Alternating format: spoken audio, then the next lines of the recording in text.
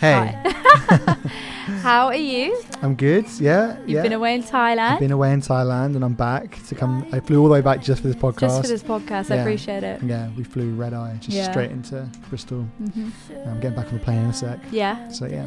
Well, good. I hope it's a good flight and thanks for coming. That was really good. Awesome, no worries. Yeah. By the way, guys, thank you so much for the love on Goodbye. I don't know what we expected going like back into this, but like for us personally, or definitely me, like I have found it just so exciting and what's the word? Life-giving, just like to be able to put stuff out again, and like the live sessions and the podcasts and stuff. It just feels like we're a part of something again, and I love it so much, and I love the music. And I'm so grateful to be back here. So thanks to anyone that's listened to it. I appreciate it. Exactly what you just said. I feel like it's exciting because probably for the first time in a long time, we actually have more to give. There's more stuff to give. Usually we kind of put a song out and then disappear for a very long while. We're back with Fool Me Half You. Yeah. Second song. One of my favorites, I think. I love this song so much. Why do you love this song? That's a really good question, Dan. Let's discuss behind the song a bit. Yeah, okay. Why do I love this song? Do you know what? I don't actually know. This song just gives me a feeling. It's one of those songs that this is going to be hard to articulate, but bear with me. It's kind of like energetically it's the same throughout. Like it doesn't change dynamically, and it's just kind of, it just trudges along. But there are only a few songs like that they don't get boring to me. And in fact, like the more I listen, the more I love it more and more. Does that make sense? Yeah. But it's just like, it's so one thing, and it keeps me very transfixed, even when singing it, when writing it, when listening to it. I'm just like, I'm in that moment completely and fully for 3 minutes. I think that explains it a little bit. Yeah, definitely. And it's interesting because I feel like it's an anti-song in that regard, but it never felt like that when we were writing it. It's only now really recording it and thinking about it, being like, oh wait a minute, this is quite untraditional. Like it's not, there's choruses, but they're understated choruses. If anything, the verses are doing more than the choruses. And and sometimes I think even the pre-chorus sounds more like a chorus than the actual chorus. But again, that's kind of why I love it so much. And the second chorus melody is not the same as the first. I love that. It's weird, but it's definitely still accessible enough that you'd be able to listen to it and enjoy it. It's not that weird. Like we're Meadowlark, for God's sake. We write our weird ceiling is like quite low. Exactly. But do you remember any kind of key moments like recording this one? I feel like one of the best parts of it was singing together. I think we might mention that with Goodbye, but this was specifically quite interesting because we went and recorded all the harmonies at the same time, which is quite brave because you're kind of printing that down. There's no way to go in and shape those up when you're both, doing it into the same Especially microphone. Especially on tape as well. On tape as well, exactly. So it's like, there's lots of factors to say, like it's quite committal. I don't know, is that a word? Yeah, it is now. It is now. And I think I love that about it because we surprise ourselves. I think we've been singing together for like 10 years now, and I think we both go in quite self-deprecating to the studio, being like, "Oh, I can't sing. Can you sing?" Like, I can't sing. And actually, that was a great moment where we both ran in to do to try some harmonies out. And the first try we did, the producer Pete Miles was just like, "Wow, like that was great. Do more." Like he was genuinely floored as well, because I mean, we've been in Pete in many situations now. And did I say we've been in Pete? We've been in Pete, inside Pete. It's been wonderful in there. We've been with Pete in many like musical situations now, but this one he genuinely looked shocked, and he was like, I think he said nearly at the end of the session, like that might be one of my top favorite moments of like being a producer or something like to those effects. Watch me completely have made that up now. But he did. Oh, hey Wiggs. So that was a really, really nice moment. And I think as well because we hadn't prepared harmonies. No. We just for anyone watching this. Got such spiky claws. My dog has just come in and ruined it yet again. At least it's not a bull's penis this time. He's not chewing on a bull's penis. He's just chewing scratching on my chest. We hadn't like planned the harmonies. We were like, just press record, we'll see what happens. And it turned into this like beautiful choral, Fleet Foxy type, just mesh of harmonies. And I think we actually have a video that no doubt we'll put out at some point of Pete soloing the harmonies, and they just sound so delicious. Yeah, it's really cool. It was a great moment where it felt quite folky as well, and we've kind of purposely gone back into that more acoustic singer-songwriter folk sort of version of ourselves.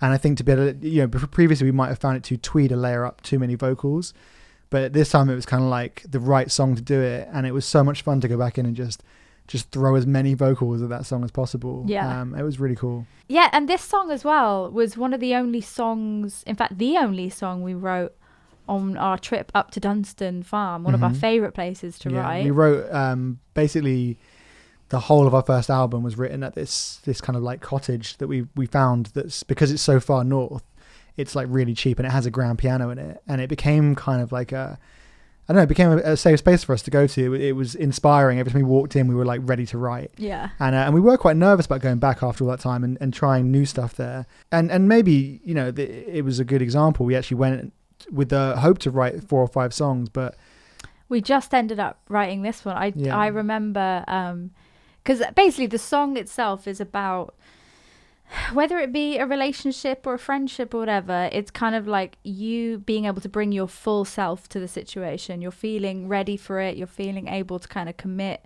and willing to do the work or whatever it takes. And then the person that you're with maybe isn't quite there yet, or is kind of like not able to fully give what the situation needs. Yeah. And how like having kind of 1.5 things is not really, it's not good enough to be able to kind of go forward. And I also kind of like it because it challenges that whole relationship belief of like, oh, you make me whole. It's like, no, you are 2 separate people. Yeah, and it has to come together and it has to connect in that way. Yeah, it was kind of about that. And it was kind of a situation I was dealing with at the time. And then I remember waking up, and I do believe it was a Friday morning, because I remember being very excited that one of my songs had got on New Music Friday. And I was strumming this guitar thing, and I had the idea of like Fool Me Half You, and I was like, god damn, I find that so what a cool like image, like what a cool thought. And then I went upstairs, and I think you would just like make some breakfast, and I was like, damn, what about this? Yeah, and because we had a couple dead ends at that point. So we had tried a bit that writing session. We were like, fuck, it's not working. Yeah. And then that song, it just like flew out of us for like 10 minutes. It was just, again, because it's such a like one thing song. It even felt like that writing it. It was just like we were in this zone, and then all of a sudden we were out, and it was just there. Yeah. I love that when you become like, it's like a trance. You're kind of just stuck in this, and then, I mean, I think with us it's interesting because that happens, and then we do spend a bit of time with the lyrics. Kind of like you're quite quick at getting like kind of those, at least 3 lines of a verse. And then it's like, there's always one, we're like, oh, what are we trying to say in this? Like what? And we get together and we kind of really hash out like what feels good to sing and what makes sense. And I remember that being a really fun experience actually. And it was really good because when we finished that song, it was kind of like, okay, like we've got something now and we feel really good about it. Like we were so excited about that song. I remember just listening to it loads, being like, this feels really cool. And so we kind of used the rest of that time to kind of just like connect, relax, like eat really like great food, go for walks, like it was kind of beautiful to kind of like just be like, you know what, there's no pressure right now to write anymore, like let's just not put that on ourselves. We've got one song, we love it, it's fully written, it's done, let's just like relax a little bit, and like the rest aren't coming and not coming. That was definitely a learning curve, I think, throughout all of our writing. I think over the last 10 years is we finally at a point now where we're not like, oh my god, if we're leaving this writing trip with only one song, it's an absolute failure. It's like, it's really not. Like I think we've learned to, much like we were saying with Goodbye, to not resist feeling the feelings of resistance, I guess. Like if they're coming up, just be like, okay, cool, it's not going to work this time. Maybe it does feel like a bit of a wasted trip or wasted money, but actually we left with my favorite song arguably, and I absolutely love it. And just entering the song with damn, I'm so much like my mother. And I remember there was a lot of like, we were like, is that the right thing to say? Because I think you sung something else and I thought that's what you sung. Oh right, I can't remember what it was, or maybe you came up with that straight away. I can't quite remember, but I felt like it was kind of like, it was a question of like, should that be in this song? Like it's quite direct lyric, it is, and but it was like, it's so necessary because it sets up everything that you're trying to say about yourself. It really, really did. And even now, the feeling of kind of like, just rose tinted glasses being like, no, we can make this work. This fully works. It doesn't matter if this, isn't as good as that. Like we can make up the full 2. And it's like, no, sometimes you really have to. And my mum, bless her, was very much like that too. So I've got her to thank for this song, really. Yeah. And literally everything else. Thank Joanne. Thank you for everything. Joanna. Oh my God. How dare you? Yeah. She's looking at you. She is. She looks happy though. She does look really happy. I'm trying to think, were there any like other stick out moments? I mean, the video, that was a very, very fun day. Yeah, that was like just chaos for 3 or 4 hours in a social club. I mean, you are like incredible at what you do. That's very kind of you to say. I mean, I think what's fun about Meadowlark, I mean, fun and also challenging, is that we don't want to spend loads of money on videos. I mean, who does these days? It's like, when you're an independent artist now, it's like, and videos aren't cheap. So it's like, how can you make something fun for us to do and actually want to go do it, and also kind of interesting? And it was a bit of a gamble. I hadn't done this before, like the technique of having all those layered images and whether they line up perfectly when you cut them up. And actually I did a first pass and both of us weren't like stoked about it, because instead of all of the like wipes on the screen, like the kind of like bars, where it was like fading, it felt like a Spice Girls video. Yeah, it did a little bit. And I actually watched that back yesterday. It was on my Vimeo, and I was like, I'm so glad that you put in the extra time. Yeah, because I remember I was quite exhausted, because I kind of tried doing it on the same day or the day after. I can't remember. I remember just being like, I want to get this done before I go away to Thailand, and kind of rushed through that edit and sent it across, and I wasn't feeling too great about it, and was like, and you were like, yeah, like I'm not sure, and I'm like, I'm not sure either, and I was like, I need to just do this now, like whilst I got the energy, and I need to go back and fix it. And I'm so happy that it was another 4 hours or so of editing. Bloody hell, thanks Dan. But like, I think that makes up for it looks so fucking cool. I really and like the thing it is, now. Every time I watch the video I see something else happening as well. Like it's never not enjoyable, because I'm always like, I never saw that bit. I'm kind of hoping there's enough going on where you could watch it. If you were really looking, you'd notice like a few different things, like where we are in the frame. And the whole concept, I guess, was like, you originally wanted something like where we're in half, which I loved the idea so much, like an actual half a person, but I just couldn't figure out how we do it without all the VFX budget in the world. But I sort of moved away from that and thought, like, the song is just like this endlessness, right? We start strumming and it just goes right to the end. There's never like a break or a pause. No. So I thought this continual turning shot really matched that mood of the guitar. And I think, I'm really proud of it. I'm really stoked. It's such a cool video, and I think it really like lends itself to the song. You did it amazingly. Thank you. No, it's really fun. But I think that's kind of it for Fill Me Half You. I feel like one thing I would say, it'd be great to, if anyone has any questions, we're like an open book these days, and I feel like just write it in the comments, message us, like if you want to ask about production, or you want to ask about songwriting, you want to ask about our lives. Like so far, like these 2 songs, they're about sharing our learned experiences, and I think that's something we want to keep doing. Yeah, definitely.